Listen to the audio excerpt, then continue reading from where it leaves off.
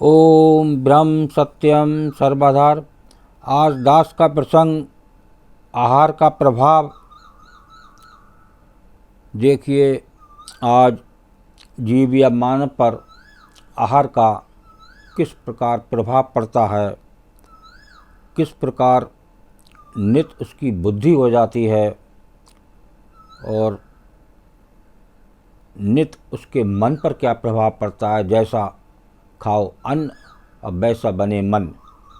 तो ये देखिए, आज इस प्रसंग में बहुत आहार के बारे में अच्छा निर्णय है और किस प्रकार आहार हल्के हल्के एक दीमक की तरह इस मन और बुद्धि को नष्ट कर देता है।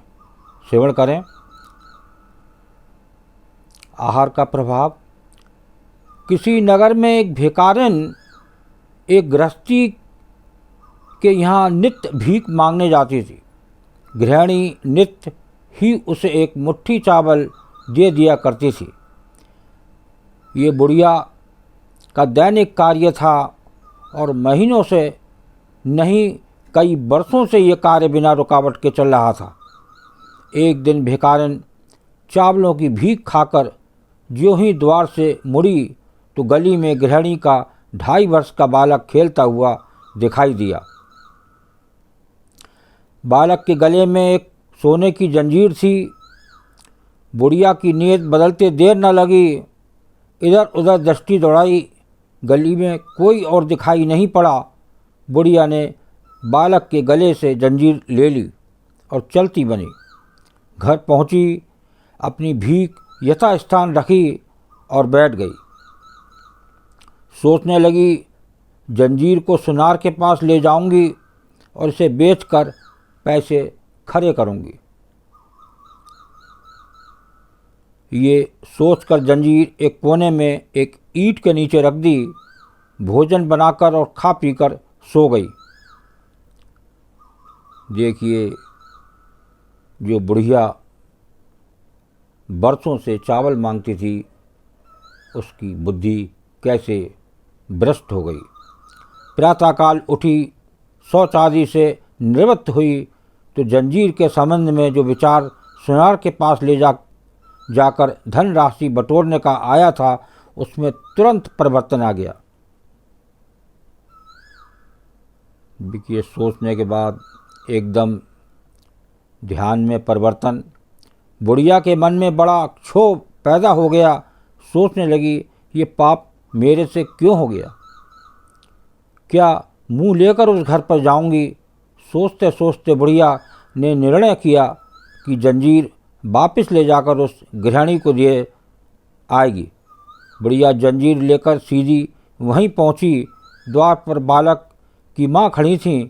उसके पाँवों में गिरकर हाथ जोड़कर बोली, आप मेरे अन्नदाता हैं। बरसों से मैं आपके अन्न पर पल रही हूँ। कल मुझसे बड़ा अपराध हो गया, क्षमा करें और बालक की ये जंजीर ले लें। आगे श्रवण करें। जंजीर को हाथ में लेकर गृहिणी ने आश्चर्य से पूछा, क्या बात है, ये जंजीर तुम्हें कहाँ मिली। भिखारिन बोली, ये जंजीर मैंने ही बालक के गले से उतार ली थी, लेकिन अब मैं बहुत पछता रही हूँ कि ऐसा पाप मैं क्यों कर बैठी। गृहिणी बोली, नहीं, ये नहीं हो सकता। तुमने जंजीर नहीं निकाली, ये काम किसी और का है, तुम्हारा नहीं। देखिए, गृहिणी को उस बुढ़िया पर विश्वास नहीं हो रहा था, क्योंकि वो बरसों से चावल लेके जाती थी। तुम इस चोर को बचाने के लिए ये नाटक कर रही हो, ये गृहिणी का कहना। नहीं बहन जी, मैं ही चोर हूँ। कल मेरी बुद्धि भ्रष्ट हो गई थी। आज प्रातः मुझे फिर से ज्ञान हुआ और अपने पाप का प्रायश्चित करने के लिए मैंने आपके सामने सच्चाई रखना आवश्यक समझा। भिखारी ने उत्तर दिया। गृहिणी ये सुनकर अवाक रह गई। भिखारी ने पूछा, क्षमा करें, कि आप मुझे बताने की कृपा करेंगी कि कल जो चावल मुझे दिए थे वे कहाँ से मोल लिए गए हैं। तो देखिए, क्या इसका निर्णय निकलता है। गृहिणी ने अपने पति से पूछा तो पता लगा कि एक व्यक्ति कहीं से चावल लाया था और अमुक पुल के पास बहुत सस्ते दामों में बेच रहा था। हो सकता है कि वो चुरा कर लाया हो। उन्हीं चोरी के चावलों की भीख दी गई थी। भिखारिन बोली, चोरी का अन्न पाकर ही मेरी बुद्धि भ्रष्ट हो गई थी और इसी कारण मैं जंजीर चुरा कर ले गई। वो अन्न जब मल के रूप में शरीर से निकल गया और शरीर निर्मल हो गया तब मेरी बुद्धि ठिकाने आई। देखिए, बुद्धि ने जो